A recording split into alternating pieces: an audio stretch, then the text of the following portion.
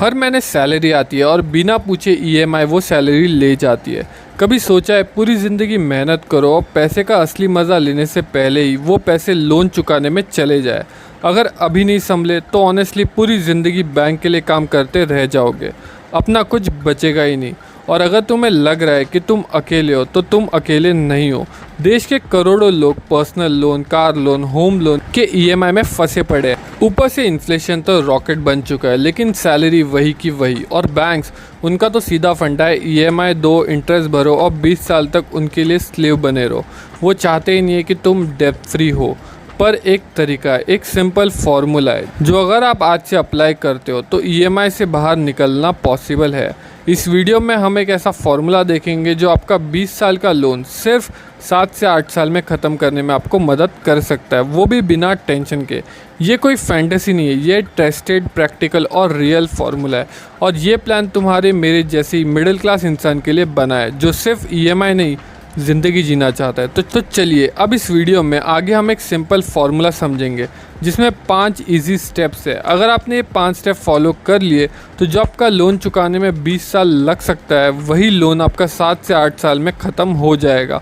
तो शुरुआत करते हैं पहले पावरफुल स्टेप से जो आपकी लोन जर्नी को हाफ कर सकता है। तो स्टेप नंबर 1 है 13th ईएमआई मेथड। साल में एक ईएमआई एक्स्ट्रा दो, ठीक है। मतलब साल में जहाँ पे आप 12 ईएमआई दे रहे हो वहीं पे आप 13 ईएमआई पे करो, क्योंकि आपको पता ही होगा कि जब भी आप कोई मतलब इनिशियल डेज़ में आप जो भी ईएमआई भरते हो, ठीक है, समझो अगर आप 50,000 भर रहे हो तो 10,000 ही आपका मेन प्रिंसिपल से कट होता है और बाकी 40,000 रुपये वो आपसे इंटरेस्ट लेता है। मतलब इनिशियल डेज़ में आपका मैक्सिमम पैसा जो है वो इंटरेस्ट में चला जाता है।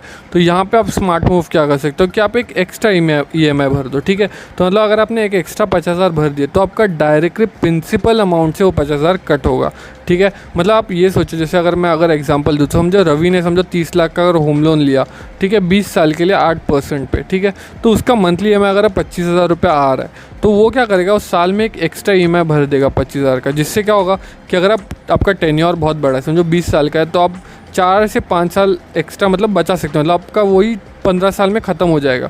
और अगर आप पैसे के इसमें देखो तो आप 6 से 7 लाख रुपए भी वहाँ पे बचा सकते हो। अब प्रॉब्लम क्या है, ठीक है, तो प्रॉब्लम ये है कि ईएमआई लोगों को लगता है बहुत कंफर्टेबल ऑप्शन है, मैनेजेबल है। आप कमा रहे हो 50,000, अब उसका 30,000 रुपये आपका ईएमआई कट रहा है। आपको लग रहा है कि हाँ चलो ठीक है 30,000 कट रहा है, कंफर्टेबल है, और घर आ गया। फिर आप सोचते हो चलो 20,000 रुपये का और एक ईएमआई ले लेता हूँ और गाड़ी ले लेता हूँ, क्योंकि आपकी क्या है, आपकी सैलरी बढ़ रही है, ठीक। फिर आप सोचते हो 3,000 और कर लेता हूँ और एक आईफोन ले लेता हूँ, वो भी आप ईएमआई पे लेते हो। तो आपको ईएमआई ऐसा लगता है बहुत मैनेजेबल है। बट प्रॉब्लम ये है कि जब आप लॉन्ग टर्म में देखते हो, ठीक है, कि लॉन्ग टर्म में आपका, तो आप बहुत बार ऐसा कर देते हो कि एक छोटी सी चीज़ के लिए आप दुगना या इवन कहीं कहीं जगह तिगना पैसा भर देते हो, ठीक है। समझो 100 रुपये की चीज़ है, बट आपने जस्ट बिकॉज ईएमआई पे ली लॉन्ग टर्म के लिए, तो वही पैसा आप 3 गुना भरते हो। क्योंकि मैंने खुद ने बाइक ली थी 1 लाख रुपए की, ठीक है, बट जब मैंने उसका कैलकुलेशन किया तो मैं करीब 1.5 लाख रुपये भर रहा था, ठीक है, ओवरऑल टेन्योर पे।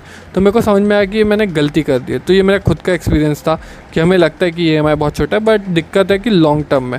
अब जब तुम समझ ही गए हो कि ईएमआई सिर्फ कंफर्ट का इल्यूजन है, तो अगला सवाल ये भी आता है कि मल्टीपल लोन अगर किसी के है तो उसको हम कैसे स्मार्टली हैंडल करें। हर कोई चाहता है कि जल्दी इंटरेस्ट से छुटकारा मिले और असली जो लोन अमाउंट है वो कम हो जाए। लेकिन गलती ये होती है कि लोग सब लोन को इक्वली प्रायोरिटाइज करते हैं, जिससे इंटरेस्ट और बर्डन दोनों बढ़ता चला जाता है। स्मार्ट लोग यूज़ करते हैं एक पावरफुल टेक्निक जो आपको सबसे महंगे लोन को पहले चुकाने में हेल्प करती है, और इस टेक्निक को कहते हैं डेब्ट एवेलांची मेथड। हाईएस्ट इंटरेस्ट लोन को पहले चुकाओ। तो ये जो मेथड है, ये मेथड समझने के लिए हम एक एग्जांपल ले। समझो तुम्हारे पास 3 लोन है, होम लोन, कार लोन और आपका है पर्सनल लोन, या फिर आप बोल सकते हो क्रेडिट कार्ड लोन। तो समझो आपका होम लोन है 8% पे, ठीक है। फिर जो आपका कार लोन है वो समझो 10% पे, और क्रेडिट कार्ड का जो लोन है वो समझो 36% पे।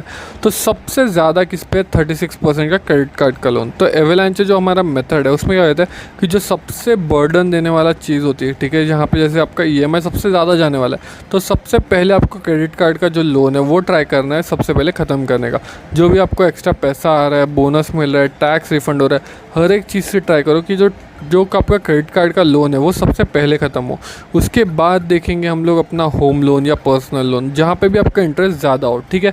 इससे क्या होता है कि आपका जो बर्डन है वो धीरे धीरे कम होता चला जाता है, कि आपका जो मेजर ईएमआई वाले जो है वो आप ख़त्म करते जाते हो।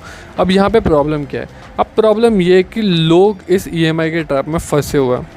लोगों को बाहर ही नहीं आना। कभी उन लोगों को कार लोन लेना है, होम लोन लेना है, पर्सनल लोन लेना है, क्रेडिट कार्ड, आपका फ़ोन लोन, मतलब हर एक चीज़, ठीक है, लोन पे, और क्यों लोन पे।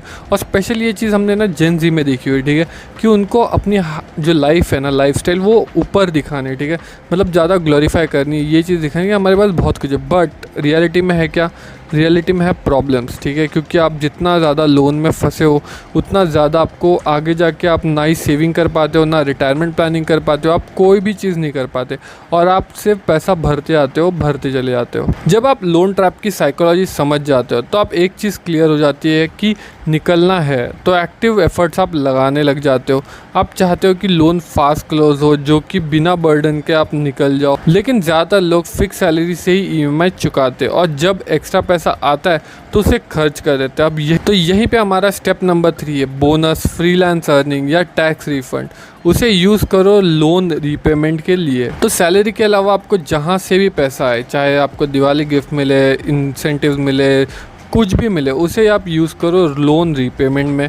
ये लमसम आप पेमेंट आप डायरेक्टली जब भी करते हो तो आपका जो प्रिंसिपल है वो रिड्यूस हो जाता है, इंटरेस्ट कम लगता है, आपका टेन्योर जो है वो शॉर्ट हो जाता है। जैसे अगर आप समझो आपका 20 लाख का होम लोन है, ठीक है, और आपको ईयरली बोनस 1 से 1.5 लाख आ रहा है, तो उसको डायरेक्टली उठा के आप डायरेक्टली रीपेमेंट में कर दो, ठीक है। जिससे क्या होगा कि वो टेन्योर है वो कम हो जाएगा, ठीक है, 6 से 7 साल से आपका टेन्योर कम हो सकता है, और लाखों का आपका जो इंटरेस्ट है वो भी बच सकता है। इसी के साथ आप एक और चीज़ कर सकते हो, जब भी आपका जो इनकम है, ठीक है, वो बढ़े, मतलब आपको जैसी सैलरी हाइक मिले या फिर आप जॉब चेंज करो, तब जो भी आपका एक्स्ट्रा इनकम आ रहा है उसे भी यूज़ करो लोन रीपेमेंट, ठीक है। आपका ईएमआई बढ़ा दो, ताकि आपको क्या होगा, जो मैक्सिमम अमाउंट है उसमें से आपका प्रिंसिपल में चला जाएगा।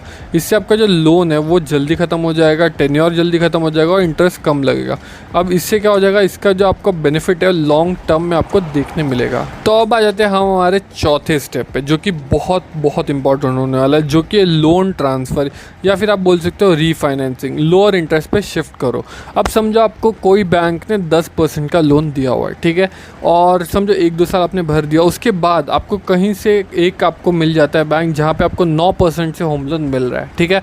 तो आपको क्या करना है, आपको कर देना शिफ्ट, ठीक है। आपको अब बहुत लोगों को ये चीज़ लगे कि यार 1% ही तो कम है, बट ये 1% अगर आप देखोगे 15-20 साल पे, तब आपको आइडिया मिलेगा आप 3 से 4 लाख रुपए के ऊपर आप बचाओगे, डिपेंडिंग कि आपका जो लोन है की अमाउंट है वो कितनी ज़्यादा है, ठीक है।